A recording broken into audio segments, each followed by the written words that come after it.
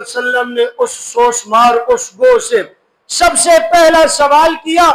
کہ یہ بتا کہ تو کس کی عبادت کرتی ہے؟ اس نے کہا کہ میں اس رب کی عبادت کرتی ہوں جس رب کا عرش جو ہے وہ ساتوں آسمانوں کے اوپر ہے، اور جس رب کا حکم زمین کے اندر چلتا ہے، میں اس رب کی عبادت کرنے والی ہوں اور کرتی ہوں جس نے آپ کو نبی برحق بنا کر دنیا کے اندر بھیجا ہے۔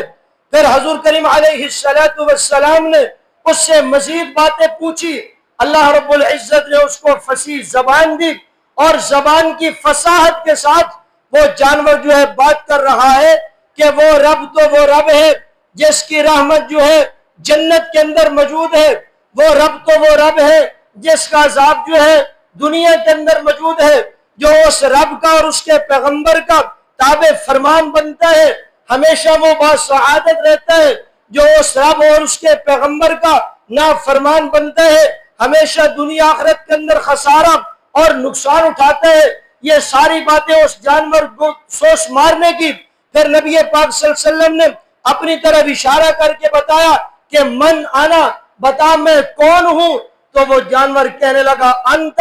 رسول رب العالمین و خاتم النبیین، آپ تو تمام جہانوں کے رب کے پیغمبر اور خاتم النبیین ہے۔ اور اس کے بعد بآواز بلند اسی جانور نے اشہد اللہ الہ الا اللہ وحدہ لا شریک لہ واشہد ان محمدا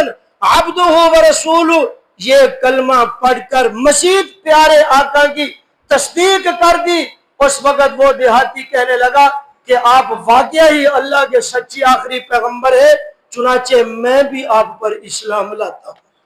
اب دیکھو یہ آپ کی رحمت اور آپ کی برکت کا اثر ایک جانور جو ہے اس کو بھی پہنچ رہا ہے،